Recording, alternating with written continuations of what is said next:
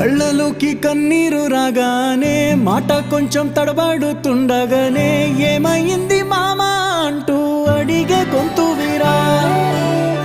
నీతో ఉంటే నవ్వుతూ ఉంటారా, నువ్వుంటేనే మనమని అంటామురా. కారణాలు దొరకవు నువ్వు దూరం పోవాలన్నా, నీకు నాకు మధ్యలో దూరం రావాలన్నా.